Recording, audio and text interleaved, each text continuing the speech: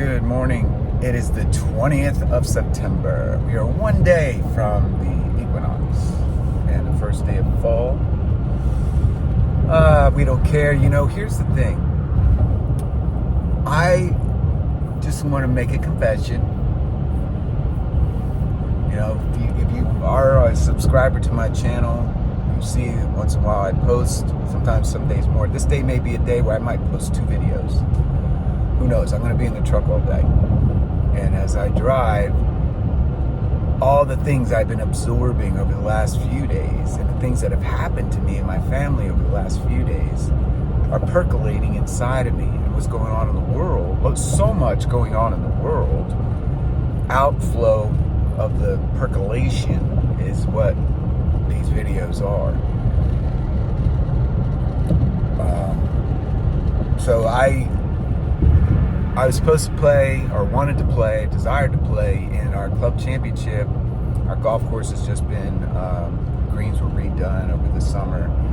So we couldn't play our course until August, middle of August. And a month later we had our club championship, which is the only tournament I play in every year. So I play in one thing. I don't do travel, play golf. I don't, because I still got 4 kids at home.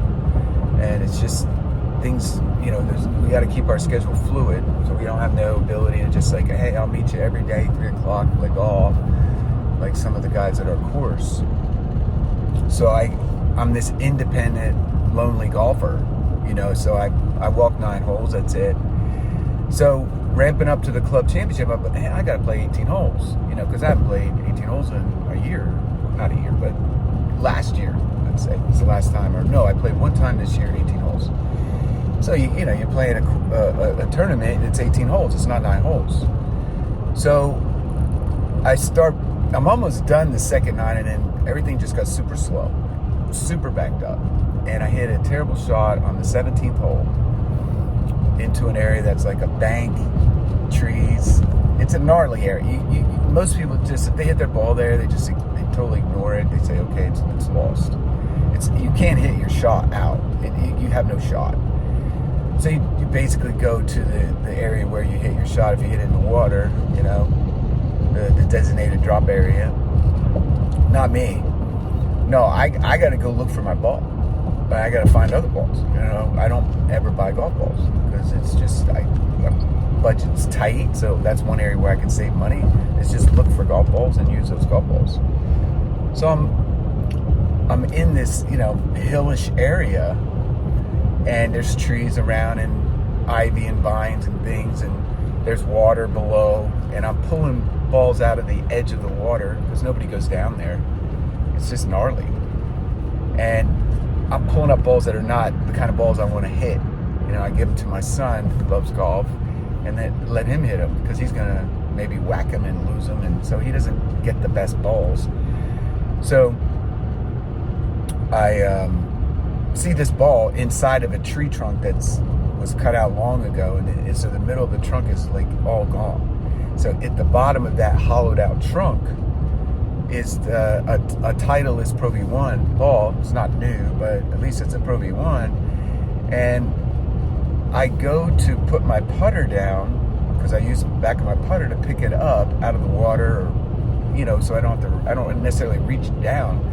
Well, I didn't realize my left foot was trapped under a vine. And so I go to lean forward. My left foot is stuck under a vine, and I literally fall head first into this stump on the side of a hill. And of course you're going to break your fall so your face don't hit it.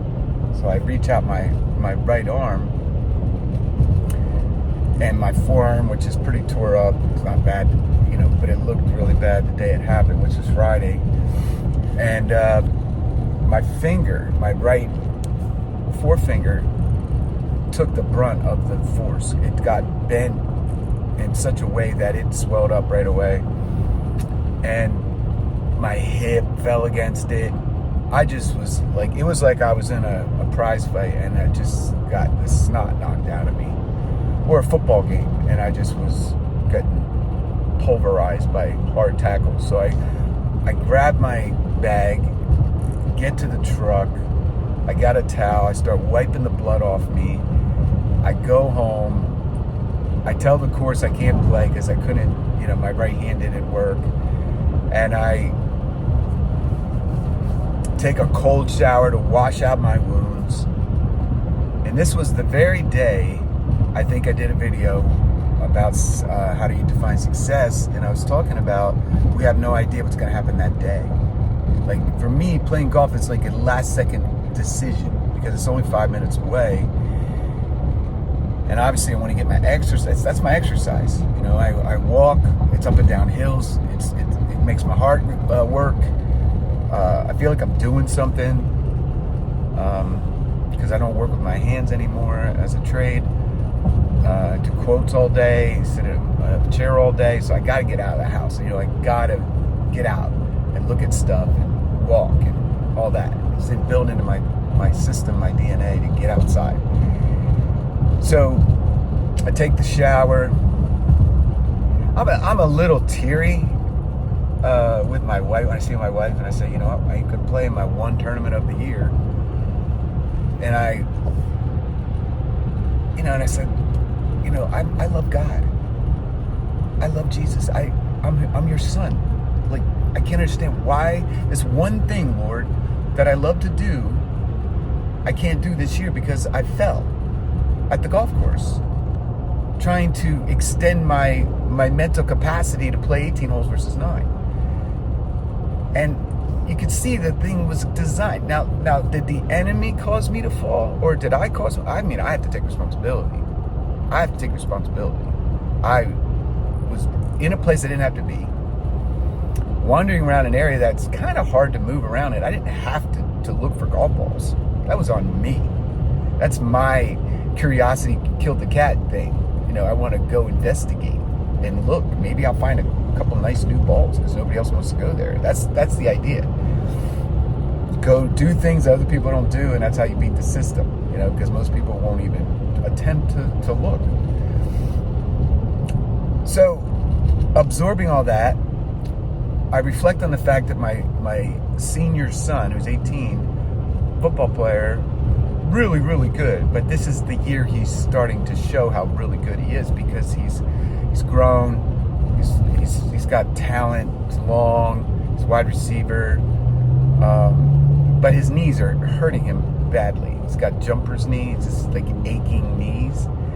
And, he's been going through this now for 2 weeks. Like, just when he's starting to shine, something happens. Like, everything is like that for him, right?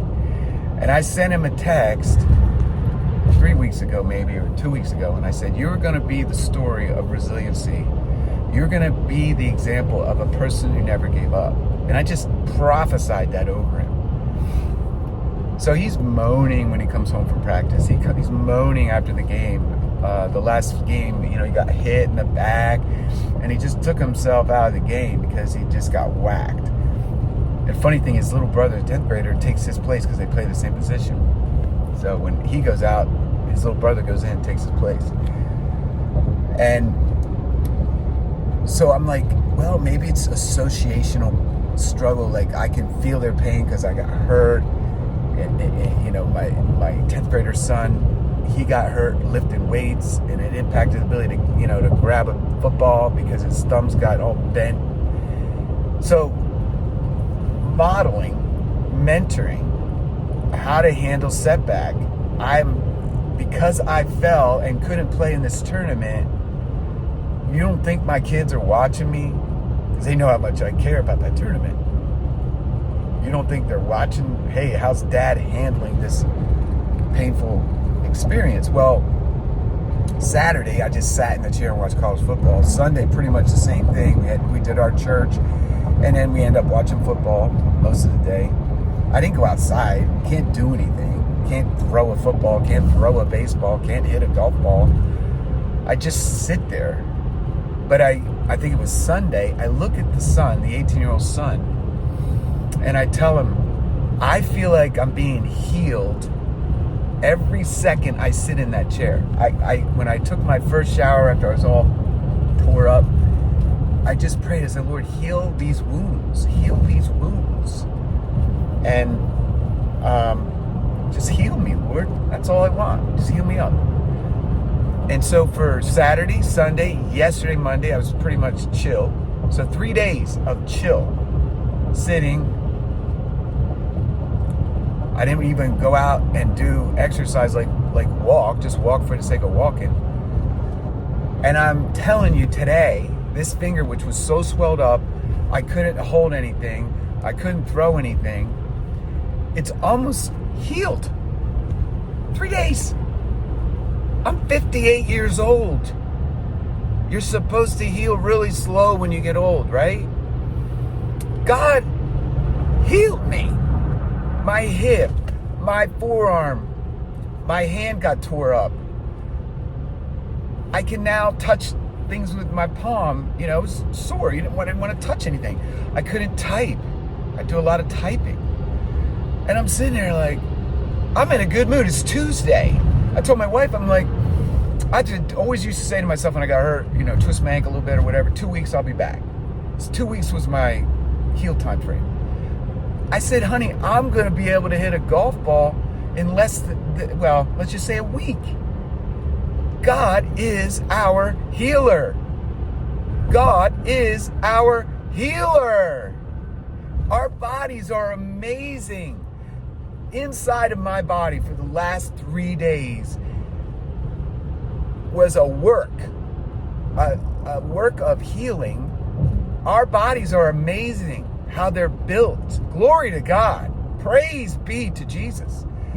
If we walk with the Lord and our spirit is right before the Lord, and I'm not perfect. It's not about that. It's about looking up every day. It's about listening to God every day. It's about giving him honor every day. It's about posting truth every day. Or meditating on scripture every day. Every day is the Lord's day.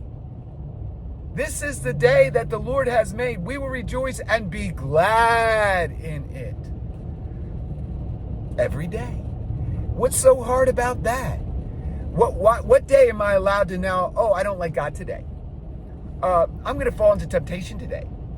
I'm going to let Satan beat me up today, mentally, emotionally, and physically. Why would you do that? You have to develop a mindset of love to God, which is every day, just like you would develop a mindset to eat right every day, exercise every day. Once you build that into your life, that's what you do. That's who you are. Your activities are defining you. And if you don't do it, you feel guilty or you just don't feel right. Like if I don't go out and walk, put a bag on my back and walk, I'm like, man, I'm getting sloppy. Or I don't do some push-ups or do some kind of, I could do so much more, right? And I always tell myself, someday when the kids are gone, I'm going to get myself in great, incredible shape. And here I am, 58 years old, and I'm thinking about getting better. I don't know why. I can't jump like I used to be able to jump. I can't run like I used to be able to run. But in my mind, it's being renewed every day. Just like Paul said, my outward man is decaying, but my inward man is being renewed. So let me ask you another question.